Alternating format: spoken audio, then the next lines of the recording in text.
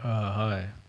Um, I'm going to start this session with um, a quote by Psalm 8, line 5, and I'm going to correlate it with another philosophical viewpoint. So, Psalm 8, line 5 reads that we're a little less than angels. Man is a little less than an angel. The philosophical idea is that man is just a little bit above a wild animal. Okay, that's Psalm 8, the wild animal viewpoint is from Friedrich Nietzsche. So basically, you have the two ends of the human ladder evolution. You have one, the culmination of all savagery, and the other, the finished product of the finest civilization, as Jack London put it in his book, The Sea Wolf, right? So you have these two polarities of the human frame, or that's what the red pill view is every man has a masculine frame. Frame is how you see the world, and in turn, how the world views you. That's your frame. And in all cases, you have to develop this frame based upon on self-awareness. You have to know what you're tolerant of, what you think is appropriate, and you have to be in a state of wellness. All right, the Alcoholics Anonymous program gives you many tools, spiritual toolkits to maintain this wellness. All right. Okay, so I'm gonna read 24 hours a day the meditation for the day of August 2nd. All right. Thought for the day.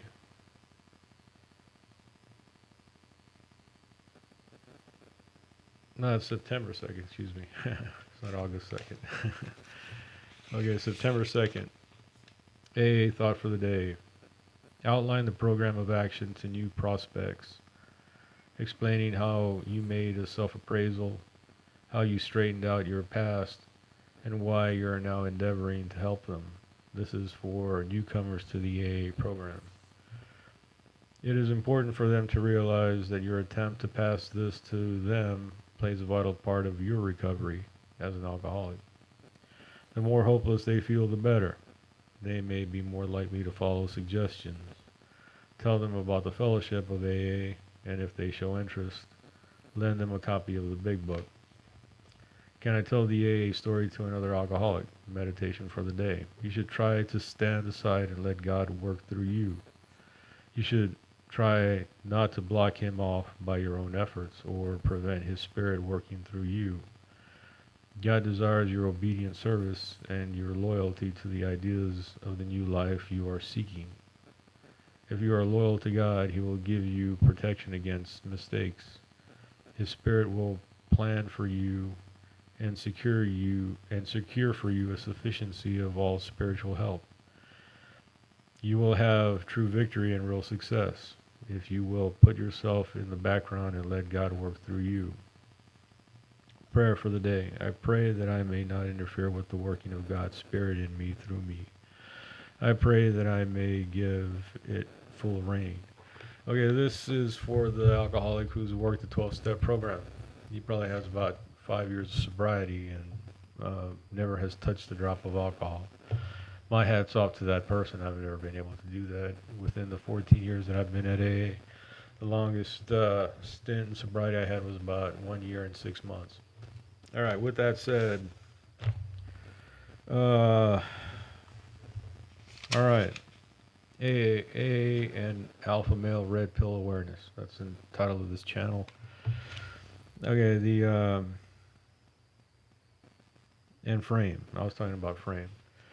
Okay, this is all for three things: purpose in life, health and wellness, and the embracing of a significant other or an LTR or a rotation or whatever you got going on in your romantic life, right? So the AA program teaches is for sobriety. It's not it cures sobriety, but it doesn't cure douchebaggedness. So for well, as a former douchebag, um, one thing that I picked up was a few ideas. All right. First of all, a woman has to be submissive to your frame, and you have to understand what that frame is. All right. What actions, conditions, causes, and effects do you want your do you want basically what do you want? All right. You have to. All right. Okay. So I was talking to this one lady at Alcoholics Anonymous who told me that women are handmaids. Okay, that is, of course, if she's submissive and you have a strong masculine frame, and of course she's attracted to you. Okay, B. Women are ruled by emotions, men are ruled by reason and rationale. Okay, and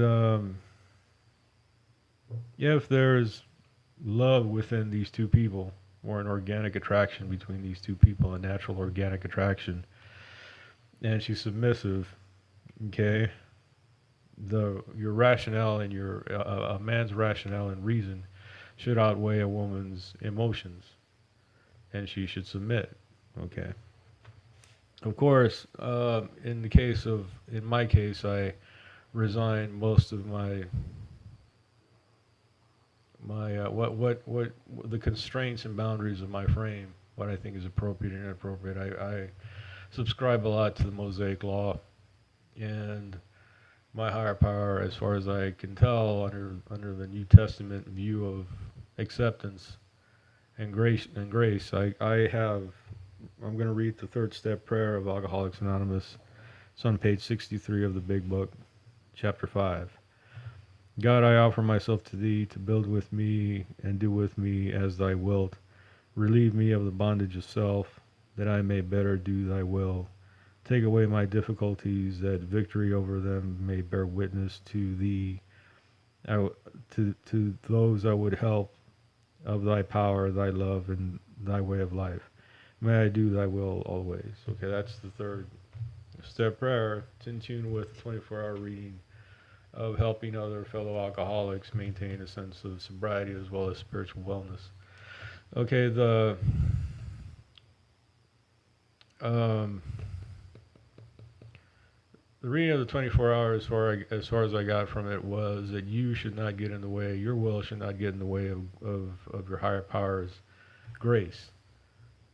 All right, the pettiness and assertiveness of your of power, in many respects, and nitpicking, the beta bitch mentality, all these things should be eliminated. All right, and act like a gentleman, maintain your strong frame, and if the woman ain't acting right after that, either you charge her the game, or you pull back and you just pull back.